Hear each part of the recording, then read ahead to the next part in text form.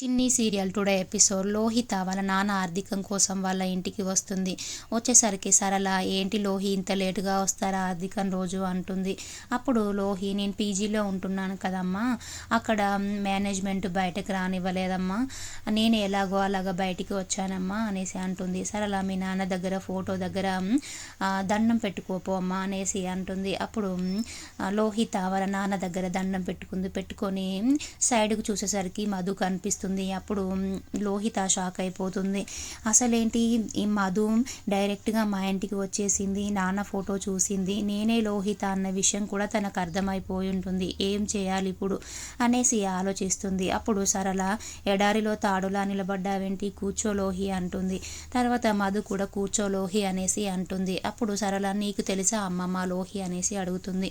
మధు నాకు తెలియకపోవడం ఏంటి ఆంటీ, తను నేను ఒక కాలేజీ, తన గురించి మీకంటే ఎక్కువ నాకే తెలుసా ఆంటీ అనేసి అంటుంది. అని కూర్చో లోహి అనేసి మధు అంటుంది. లోహి కూర్చుంటుంది. ఆర్థిక మొత్తం పూర్తయిపోతుంది. పూర్తయిన తర్వాత చందునేమో బయటకు వెళ్తాడు. అలాగే లోహిత వాళ్ళ అమ్మని బయటకు పంపిస్తుంది. అమ్మ పక్కింట్లో రాధమ్మ వాళ్ళ ఇంట్లో రాధమ్మ వాళ్ళ ఇంట్లో అరటాకులు తీసుకురా అమ్మ, అరటాకులో భోజనాలు పెడితే మంచివని చెప్పి బయటకు పంపిస్తుంది. అలాగే ఇంట్లో కొంతమంది ఉంటే వాళ్ళని కూడా మీరు బయట వెయిట్ చేయండి, అన్ని సదరి నేను మిమ్మల్ని పిలుస్తాను అనేసి చెప్తుంది. అనగానే వాళ్ళు కూడా బయటికి వెళ్తారు. సరళనేమో అరటాకుల కోసం బయటికి వెళ్తుంది.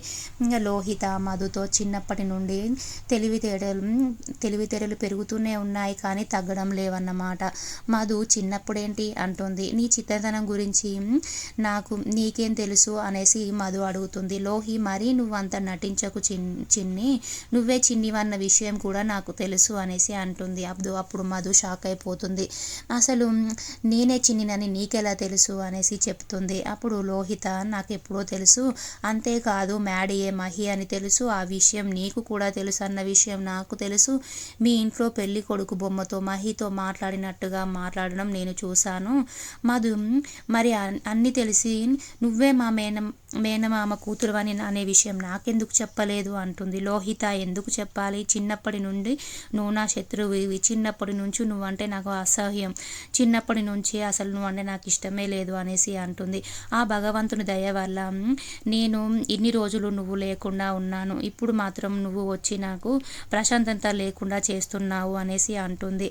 నేను చదువుతున్న కాలేజీలోకే మళ్ళీ నువ్వు చదవడానికి వచ్చావు, ఇప్పుడు నేను కోడలిగా వెళ్ళిన ఇంటికే నువ్వు కోడలిగా రావాలని చూస్తున్నావు, కానీ నాకు మాత్రం అది ఇష్టం లేదు. నువ్వు మ్యాడీని మ్యాడీ అంటే మహిని లవ్ చేస్తున్నావు అని నాకు తెలుసు. ఇప్పుడు నేను ఆ ఇంట్లో కోడలిగా ఉన్నాను, నిన్ను మాత్రం ఆ ఇంటికి కోడలిగా రావడానికి నేను ఒప్పుకోను, నేనేం చేయాలో అది చేస్తాను అనేసి అంటుంది. అప్పుడు చిన్ని అంటే మధు అసలు నేను ఏం ద్రోహం చేశాను, నువ్వెందుకు అలా మాట్లాడుతున్నావు, నన్ను ఎందుకు అలా శత్రువులా చూస్తున్నావు అనేసి అంటుంది. అప్పుడు లోహిత నీ వల్లే, మీ అమ్మ వల్ల, నీ వల్లనే మా నాన్న నాకు దూరం అయ్యాడు, అసలు మేము మా నాన్న మా అమ్మ మేమందరం ఎంతో సంతోషంగా ఉండేవాళ్ళము, మీ వల్లే దూరం అయ్యాడు అనేసి చెప్తుంది. అప్పుడే సరళ వస్తుంది. ఎందుకమ్మ చిన్నప్పటి విషయాలు ఇప్పుడు గుర్తు చేయడం, ఆ చిన్ని అలాగే వాళ్ళ అమ్మ వల్లనే మా ఆయన నాకు దూరం అయ్యాడమ్మా అనేసి మధుకి చెప్తుంది.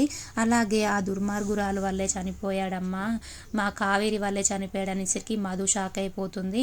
అలాగే సరళ ఆ దుర్మార్గురాలు ఎవరో కాదమ్మా, కావేరి నా ఆడపడుచు అంటే అర్ధ భాగం అంటారు కానీ అది ఆడపడుచు కాదమ్మా, నాకు ఎముడిలా దాపరించింది, అది దాని భర్త దాని బిడ్డ వల్లనే మా ఆయన నాకు దూరం అయ్యాడు అని అంటుంది. అప్పుడు చిన్ని చాలా బాధపడుతుంది. అప్పుడే చందు వస్తాడు.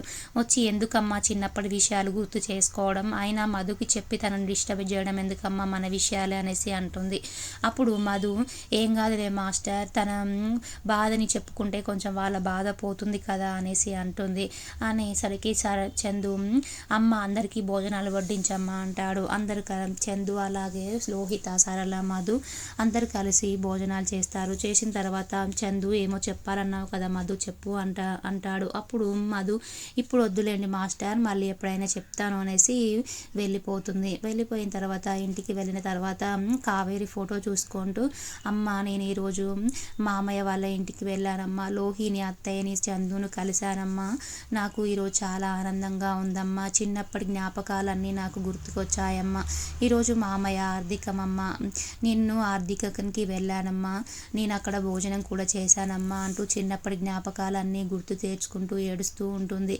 ఏడుస్తూ ఉంటే స్వరూప వాళ్ళ నాన్న స్వరూప అలాగే సుబ్బు అలాగే వాళ్ళ చంటి ముగ్గురు వస్తారు. మధు వాళ్ళ అమ్మ నాన్న తమ్ముడు ముగ్గురు వచ్చి, ఎందుకు ఏడుస్తున్నావమ్మ, చిన్నప్పటి జ్ఞాపకాలు గుర్తు తెచ్చుకున్నావా, కావేరమ్మ చెప్పింది కదా ఆ జ్ఞాపకాలు ఏవి గుర్తు తెచ్చుకోవద్దని, మళ్ళీ నీకే ఏదైనా ఒక అపాయం కలుగుతుందమ్మా అనేసి అంటుంది. అప్పుడు మధు, నేను ఈరోజు మామయ్య వాళ్ళ ఇంటికి వెళ్ళానని అమ్మ నాన్నకి చెప్తే వాళ్ళు బాధపడతారు, వద్దులే నేను చెప్పను అనుకుంటుంది. అప్పుడే చంటి అక్క అమెరికా అబ్బాయి వచ్చాడనేసి చెప్తాడు. అప్పుడు మధు చాలా హ్యాపీగా మ్యాడీని చూడడానికి వెళ్తుంది.